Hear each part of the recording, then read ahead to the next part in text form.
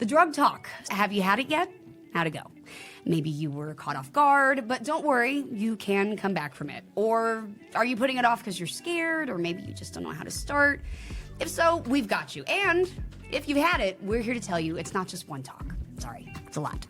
I'm your host, Jodie Sweetin, and on this week's episode of Awkward Conversations, we're talking about strategies to have the talk. And our first guest is Dr. Gary Kirkilas, a pediatrician whose office is a 40-foot mobile medical unit that travels to various homeless shelters in Phoenix, providing free medical care to families, and also is a spokesperson for the American Academy of Pediatrics. Welcome, Dr. Gary. Thank you for having me. Absolutely.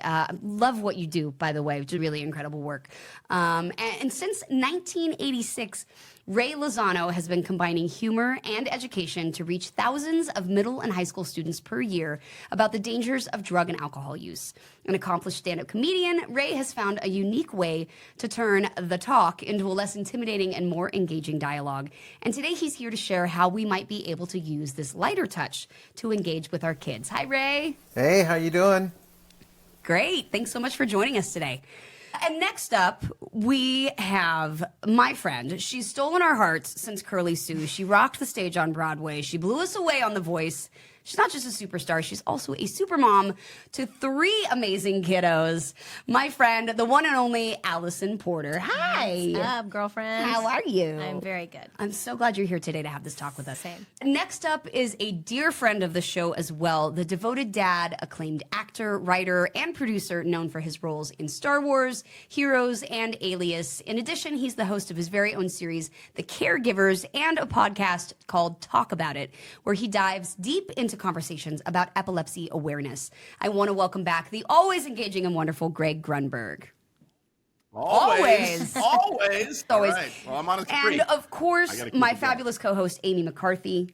Hi, I'm Amy McCarthy, and I am the Director of Social Work at the Adolescent Substance Use and Addiction Program at Boston Children's Hospital. Today we are joined, we have, I think, the biggest guest group that we have had on any of our episodes of Awkward Conversations. And I would like to start with you, Dr. Gary, the talk. I think most of us think we have to wait till like middle school or high school. When can we really start opening the door and having these conversations with our kids? I think it's the earlier the better, and there's several reasons for that. I think kindergarten, first grade, certainly around by the time that they're 6, it's a really good time. And the reason for that is, as parents and guardians, it's our job to inform our children about the decisions that they're going to have to eventually make by themselves. And at that age, they're very impressionable. They're learning about the world, so why not start then? Additionally, the added benefit is if you start that early, then when they're older and they're in middle school and high school, it's not that awkward because you've already been talking about it since they've been in first grade. Normalize those awkward conversations. Absolutely. That's a theme here for sure. Yes.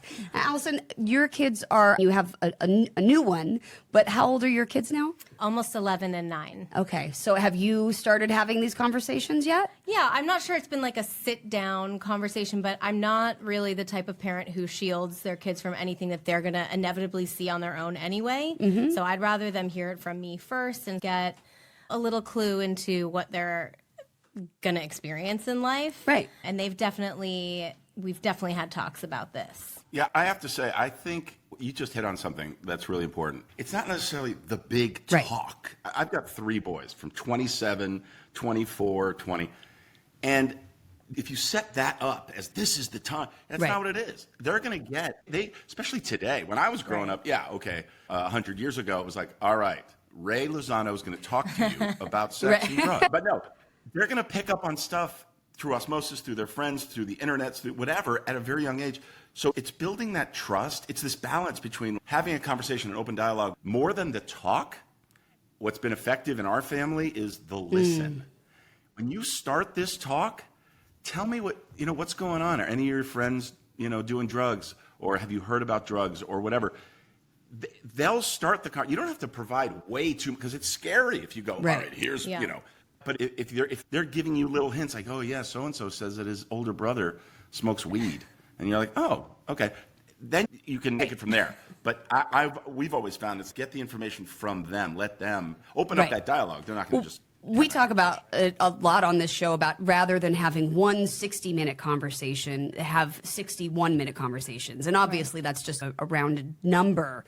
But it's really about there used to be, of course, we all know the sitcom episodes of we're going to sit down and we're going to have the serious talk. And a very special episode. And these days, that's not how we really reach our kids. And Ray does such a great job at incorporating humor. Yeah, you know what? Exactly what Greg was saying, because when I'm talking with parents that want to have what you would call the talk, just that term, the talk, is so intimidating for parents. And so when I started talking to my kids about drugs and alcohol, I literally started with my daughter when she was probably about 3 or 4. And I would sit on the floor and we'd play Barbies, and I'd be Ken, and I'd be walking around, and somewhere along the line, Ken would ask her something that could be drug-related, and just to see how she would react in those kind of situations. And I taught her quite a bit just through sitting on the ground. So when I talk with parents, I'm like, don't let your kids know, okay, we're going to have this talk at 7 o'clock kind of thing. It's more of a, hey, you're playing a game, exactly what Greg said. Hey, I read this thing about marijuana. What do you think about it? And what I always tell parents is whoever asks the question guides the conversation. And so if parents are asking the questions, what do you think about weed? What do your friends think about weed? What's going to happen when you get offered marijuana? As a family, what do you think we think about weed? And you start building all those things into kids. And also, these drugs that kids are exposed to are legal. And psilocybin and mushrooms there's a huge conference going on right now with thousands of people in Denver right now. And they're legalizing mushrooms and Molly and everything, all that stuff. They're going to legalize that. I drive down Ventura Boulevard, and you can't hide it. I think our kids are so desensitized almost to cannabis dispensaries and things like that because they really are everywhere. I do want to say, though, that, and Amy and I were having this conversation the other day, the most dangerous substance out there is alcohol. Yes. The more people die of alcohol-related diseases and more people, I think you said in 2021, than COVID. Mm-hmm. So I think, very often we talk about, we see these new things that pop up of like cannabis dispensaries, but how often, and particularly in it depends on what area of town you're in too, you can walk down the street and there can be, a liquor store on every corner.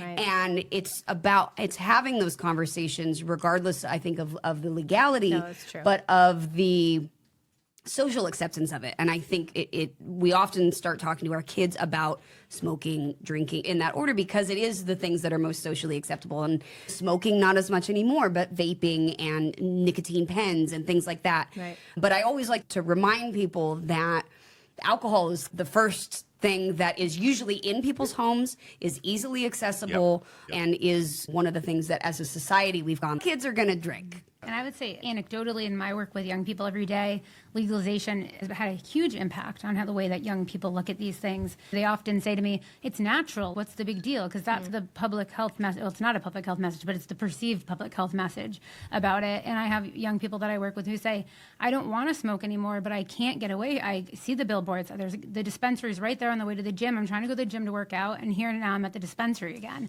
And I think another thing that we think a lot about in our program is how so many of these products are now marketed to kids, like the vape pens, the dab pens. I've had a mom say to me, how come my kid can get cotton candy flavored like cannabis vapes, but I can't get nicotine replacement therapy that isn't anything but mint? Right. And so I do think we want to be really thoughtful of that impact on how kids perceive these things and bring that into this conversation, these listening sessions, these talks that we're talking about here today. That's absolutely true because kids are getting marketed to. So as parents, as the theme of this conversation, you do have to have that balance of information coming from their parents and their guardians because they're going to be marketed to. We got rid of Joe Camel and all those sorts of things, and now there's so many other things coming up. Also, some of their heroes. You look at all these people, this is their persona. This is who they are. And it's cool in their world, and then it's not, as we've seen. But it's not even marketing. It's just in the ether. It's out. I love, Ray, what you do, and one of the things that you were talking about is being, and that we've all talked about, is being honest and open, but also making the conversation light, funny. We can use humor, using humor, sarcasm, not having, again, the very special episode with your kids, I think is really helpful. Ray, in your conversations and your work where you go and speak to kids, what have you found to be like really effective and what really reaches them? You know what? It's definitely humor. So anytime I do a presentation, they always do, Ray Lozano is going to be talking about drugs and alcohol. What I have come to love is the collective groan that high school students make. Right. We all know about this. And within a couple of minutes, or not even that long, within 30 seconds, because I open up with a strong humor stuff, and almost, it's literally stand-up, all of a sudden, all these walls on kids go down. And so I do these funny stories, and then I throw in one piece of information. And so the best thing that we can do is, I have found, and it's made me really successful in this, is just blanking it with humor, putting a blanket around that with humor, and kids accept that. And I have kids walk out saying, man, this is great information, because I talked to them about 434,000 people are going to die this year from cigarette use. That's 50 people every hour, 1,200 people a day from cigarettes. That's hard information. The addiction level on vaping for you guys can happen within 2 days. That's terrible information. But I wrap it in such a way that there's humor that kids go, oh, I never thought about it that way. As parents, we always want to do that. Don't drink, don't smoke, don't hang out with those kids. But for a kid's brain, it doesn't work that way, because they have the big why question in their head, because their brain's trying to figure it out. So when a parent says something like, clean your room, and a kid goes, why? They're not challenging your authority. Their brain's trying to figure out, why do I need to clean this room? It's so true. I know when I try to have a serious conversation, I'm like, let's just all laugh a little bit. And right. And, you know, according to SAMHSA, 12 to 17-year-olds were more likely to believe that their parents would strongly disapprove of their substance use if they had communicated with their parents about the dangers of substance use. So even just having these conversations, whether or not we think that they're sinking in, kids are hearing it, and they're absorbing, like you talked about, that osmosis, absorbing all of that information and how your family talks about that stuff. One of the things to that point that we've done, and I've done, is I tell my boys, because we have Find My Phone, right? And because our oldest has epilepsy, so he goes out with his buddies at night. I need to know where he is in case he has a seizure. I got to be able to jump in the car.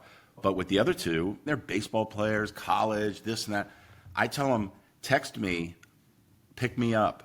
I don't need to know you're drunk. Right. I don't need to know anything. I'm never going to ask, I tell them. Don't worry about it. I'm not, just two things. Don't lie, ever lie to me, and just text me that. I will be there. Leave your car. And they've taken me up on that a couple of times, and it's wonderful. I want to add to that as well, especially with the talk. And the thing I think sometimes parents don't think about is the setting. Just think about if you're at work and your boss says, come on into the office, I need to have a talk with you. Shut the door on your way in. Now you're sitting across from somebody with this big, huge desk. They have that setting of authority, which is important in that situation. But when you're working with your kids, man, take them out to breakfast, take them out to lunch. And just as you're sitting there, work it into the conversation. Man, you got drunk the other night. What happened? Yeah, absolutely. It doesn't have to be right in the moment. To Greg's point, I'm going to come pick you up. Let me know. Let's make sure you're safe. Maybe the next day we'll go get waffles. Maybe we'll talk about it in the car. When the child is sobered up and everyone can have a conscious, cognizant conversation, you've calmed down. And I think to your point, Jodie, what you permit, you promote is a thing that we talk a lot about in our program. And to that point, what you don't permit, you don't promote. And so when you talk to your child and you make it clear that using substances is not acceptable, you're setting an expectation for them. And kids are looking for kind of those guidelines. They're looking for the walls so that they can meet our expectations. And if we don't make them clear, then we don't give them an opportunity to meet our expectations. Dr. Gary, I would love to hear some of the do's and don'ts maybe that you have for parents trying to maybe have this conversation for the first time with their kids. What are some of the ways that you've found to be really effective? Yeah, so adding on to the location, I think eating is good too, as well, because then you're doing something else besides talking about the issue. And when you're done eating, it's like this nice, natural way, okay, maybe the conversation didn't go as you like, but now we're done eating and we can go do something else. Another good location is in the car. You're driving, you're focused on the road, there's no eye contact, it's less intimidating, and they're a captive audience, so they can't like escape to the bedroom, right? So that's another good place to do it. As far as don'ts, I think it's been touched on a little bit. Kids, especially teenagers, don't want to feel like they're being interrogated, especially with teens. They probably know somebody in their school or their friends who have used and experimented, or maybe they've experimented, and they don't want to feel like they're going to get in trouble. So make it about the general idea. So you would never lead in with, are you using drugs? You'd lead in with, so I hear in the media that a lot of kids are using fentanyl. Yeah, what do you feel about that? It's an open-ended question. It's not just a lecture. They're talking. It's a free exchange of ideas. So I think that's really important. And then you can just progressively lead it into, are any of your friends using? And if they did, what would you say to them? And then you can get it even a little bit closer where you can say, if someone offered you, what would you say? Allow them practice. So I think those are some good ideas to make it less accusatory, less of a lecture for parents. You and I have grown up in a different way and in a much more public way.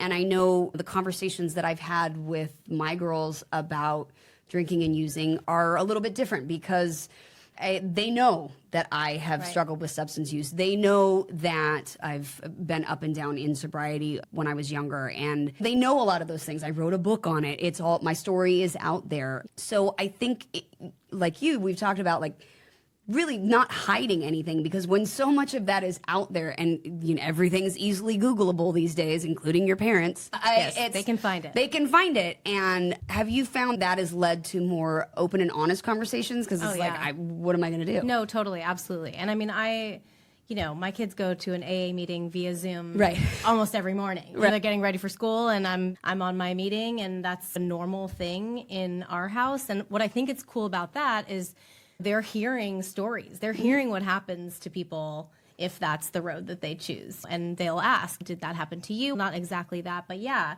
And then there's these tools, right? Solution, right? They're also hearing solution. Who, before your kids start to experience this, to be able to give them the tools that now we have to not be doing that before they even get there is what I hope will be a saving grace for them. Because, okay, do you know what surrender means? Right. And do you have a higher power of your own understanding? And these things that I've been taught that before I knew those things, I was not able to stay sober. So yes, I think for them, it's very talked about. It's a part of their life. And I think that's really awesome. And they also love music, and half of the people that they love, they're like, was this person still alive? Is this person? No. What happened? Drugs, alcohol, substance abuse. And so I think those are other segues to get into talking about how this can affect your life. But I really do feel, like you said, I can't hide from it. I've talked about it, I've been open about it, and I think that regardless of what happens with them, they'll definitely have some sort of understanding of what to do, at least, if it is the case. You're watching Awkward Conversations Season 4.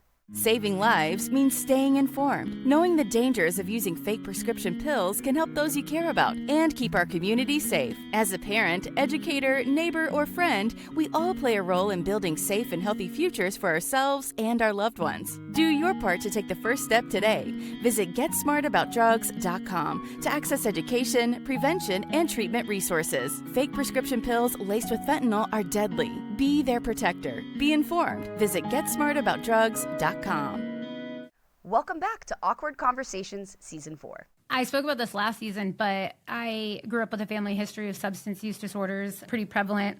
And it was always a conversation in my family's household. And I felt like that was incredibly protective to me as a young person making these decisions about whether or not to initiate substances or not, or when to or how to. And I also think not everyone does have a substance use history in their families. And for those families, I would encourage folks to think about having this conversation with their children, being open and honest, potentially about not all the details of their past history, but perhaps like the bigger picture of it all. Right. But make sure when you have that conversation to be very clear with your child that the substances of today are very different than the substances that you may have used as a person growing up. Because sometimes your child will look at that and say, my mom is fine, my dad is fine, my caregiver grew up and they're okay, so it's probably fine if I experiment or if I do these things too. And that's not always the case. What rings with that statement is, especially with marijuana cannabis use, you'll get a lot of parents who say, I used it in the 60s, 70s, 80s, 90s, it was mild euphoria. But we're dealing with a completely different drug now. That was 3 to 5% THC, mild euphoria. Correct. Now we're dealing with strains with 30%, gummies and resins with 90%, completely different beast. So you have to put that in perspective.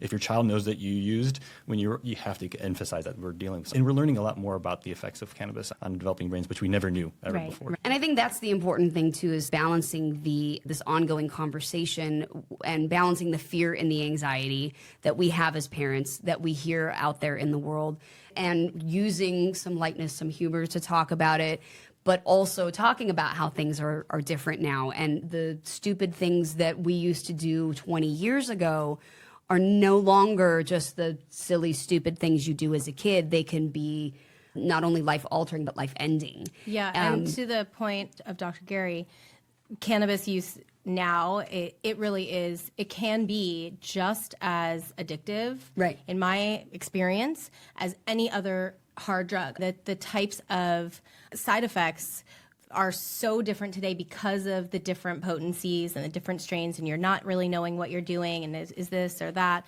And just from experience, that particular substance has been a really tough one for me in my life and in my sobriety journey. And there have been many times where I'm like, oh, it's just, and also it's so desensitized now, it's everywhere, but it has taken me to my knees many times. Right. And so I like to talk about that. It's not just pot. It's not just a doobie at Woodstock. We're not doing that anymore. Right. This is like science. Now we're in the lab. We don't Right. know what's going on. And the effects on our body is really completely different than it was. It's a drug is a drug kind of thing Sure. too, right? And like, what's the function of our relationship with this substance Right. as well? And in my world, our oldest son, Jake, takes 5 medicines in the morning. He's on a cocktail because he has epilepsy, and these are anti-seizure meds. And everybody's got something, and you then, and one of the medications that Jake takes is, I won't name it, but it's a CBD FDA-approved medication. Yeah, So it's here we are talking about helpful that. for seizures. Extremely. But it makes the other drugs he's on more, some of them less effective, some of them more effective, and it is controlled. When at first, I know this is a little off topic, but at first we were like, oh, CBD helps. He still had him breakthrough seizures, and people were like, oh, try these gummies, make some brownies. I'm like, what are you talking about? I need to know exactly, and it was under a doctor's care and all that. But my point is that a kid goes to a party and just thinks it's innocent smoking weed, but they're on some other medication too. And the combinations can be And big. one of the things that we talk about a lot on this show is the idea of counterfeit pills, counterfeit drugs, things that you think you know what you're getting, whether it's through an online pharmacy, whether it's through your plug on Snapchat, whether it's through whatever. You think, oh, I'm buying a marijuana cartridge, but really they have mixed it with something else. You're not getting it at a licensed dispensary. You're opening yourself up in ways that I don't think were as prevalent when we were young. Yeah. We talked about episodes on One Pill Can Kill, and that is so true. It's in pills, but also we're seeing this all the time in other supplies. I've had kids have it in cannabis vapes. I've had people report it in nicotine vapes. Nothing really feels like it's immune now at this point, and it's important to emphasize that in your conversation with your child or the many conversations that you have with them about this topic. Yeah, no, all of that's, very important to have that conversation, and definitely talking about going back to marijuana, because I think sometimes adults still have that 60s, 70s, 80s bong, listening to music, eating Doritos kind of thing. But because I've had parents tell me, at least they're just smoking weed, they're not doing such and such. And it's just that misconception of how dangerous marijuana has become nowadays.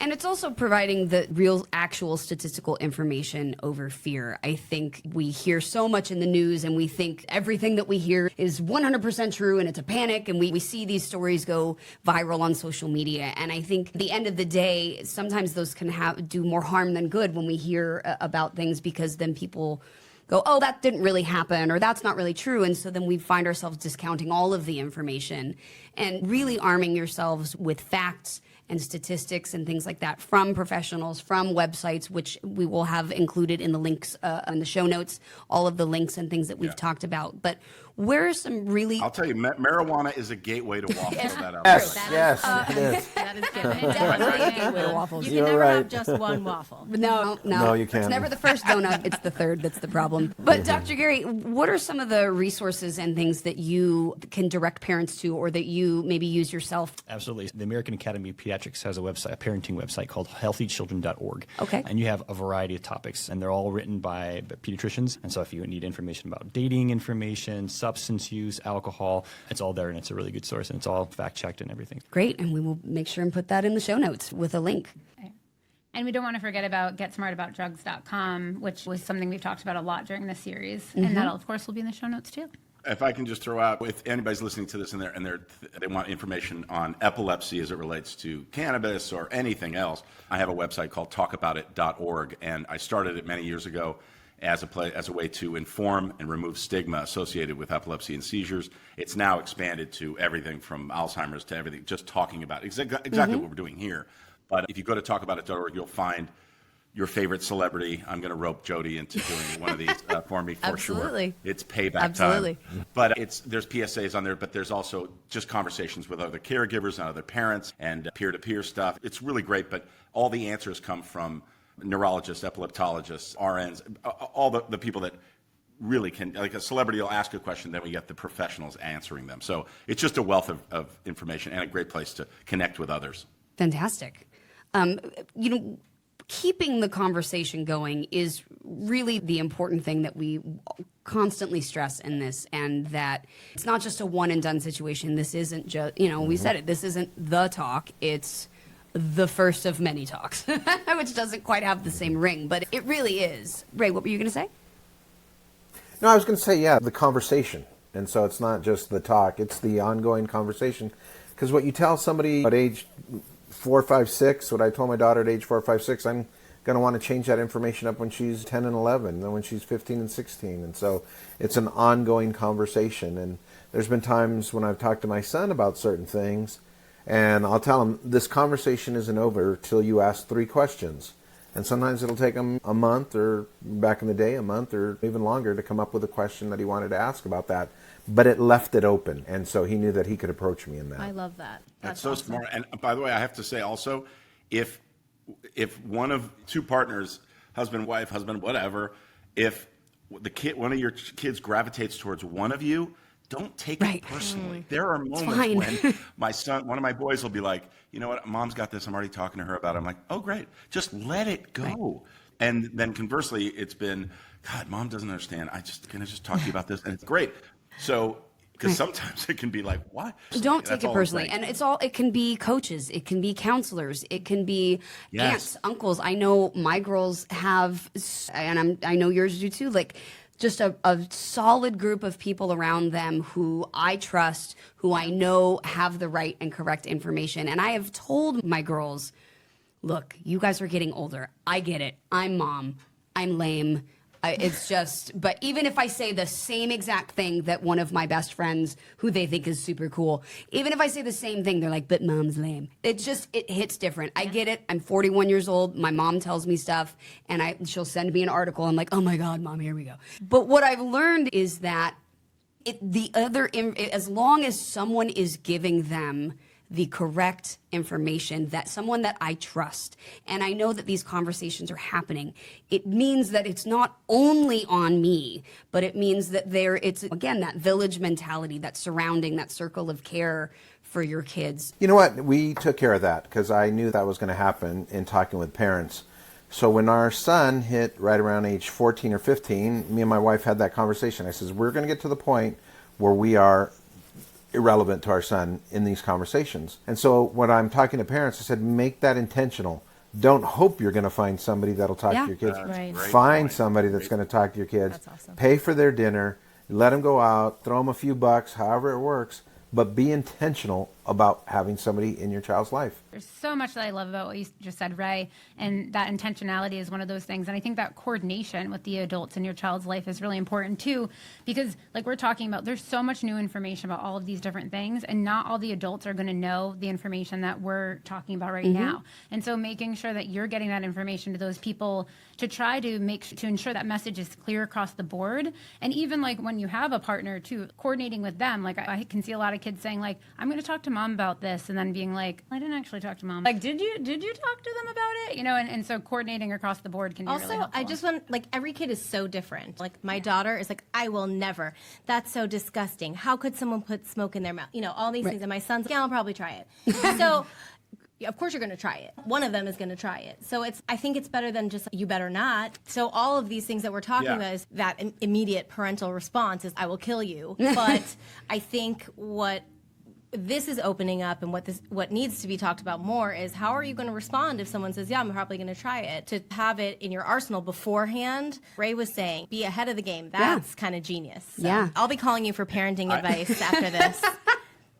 No, I'm going to call you. I love what you just said. I mean, to not make this big bad monster, stay away. Don't even, that's not going to happen. They're going to try it. So if your kid says exactly that, Just be like, well, okay, yeah, let here's me what know. could happen. Here's the things that are going on. Right. Here's what you need to know. Arming your kids with information as opposed to scaring them and over exaggerating to where then they Making find out the yourself truth. even more unapproachable. And not only that, but then your kids are going to find out that what you say, we will kill you. What? And then the kid goes, well, that's not true. But how can you kill me? You wrote a book about it. Right. But now you've lost that trust of them going, Yeah. my parent is providing me with accurate, reasonable information. And I think that is teens they think that we fly off the handle at anything. And we do. Sometimes I do. But really having reasonable, honest, open conversations and having them not when you find the drugs in your kid's room, not when they come home and they smell like alcohol, but having them, 6, 7, 8, all the way through, so that if they do run into these situations, you go, wow, here's a teachable moment. I have Ray, just real quick, I have a question for everybody, because this happened with us many years ago, but the conversation was flowing so well, and then I started asking one of my boys, I'm like, so what happened to Steven? You don't hang out with him anymore. He's smoking weed all the time. He vapes, goes into the bathroom at school, whatever. And I had just had a conversation with that kid's dad where the kid goes, man, we're so lucky that our kids haven't fallen in with the wrong crap. So now I know something, and I feel obligated to tell that kid's dad, listen, I heard something, but I don't want my son to go, what did you do? I told you that in confidence. It's a really tricky thing. I've been there. And again, my kids are athletes, so there's this moment where I was like, how come he's not on the team anymore? What's going on? That's how it happened.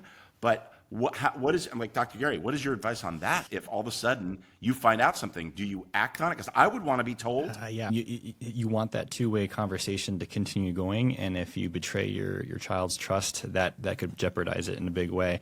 But at the same time, we need to look out for the care of their peers, and if they're doing something that's very dangerous, then their parent does have a right to know. That's a really gray area. I'm not sure how to give a one-size-fits-all answer to that. I think it's a good teachable moment for you're not hanging out with your friend who's your friend anymore, and it sounds like we should be worried and concerned about your friend, and how can we approach this together? We need to get your friend help. If something happened to your friend and you were holding this information, I wouldn't want you to feel that you didn't do something that you wanted to, and you can exactly the way I handled you can just that. meet together, and it's a bonding perhaps moment, relationship builder maybe. Bonding and relationships are key. I want to thank everyone for joining us today. We have such a great group on here to have the talk about the talk.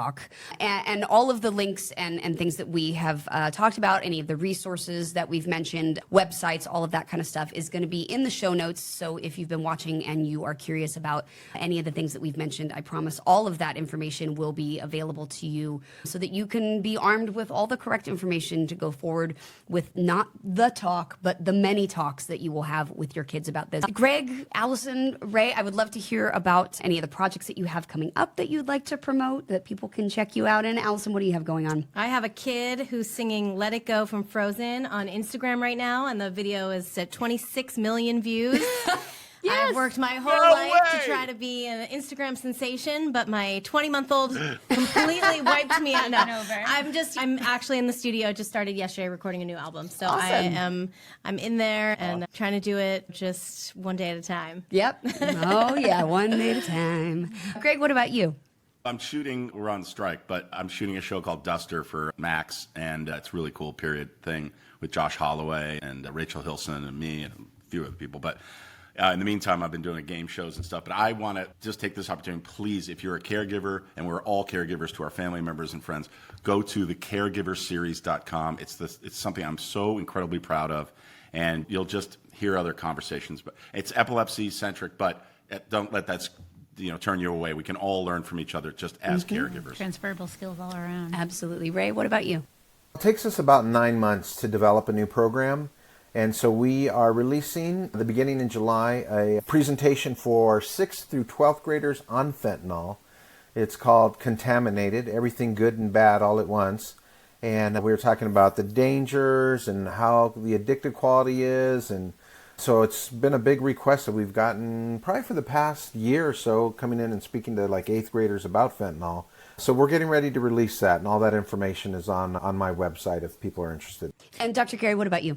So as a spokesperson for the American Academy of Pediatrics, I do a lot of parenting blogs that I do on healthychildren.org, which is a great site for all things, whether it's how to put a baby to sleep, how much formula they need, information about dating, and et cetera. So that's where people can find me.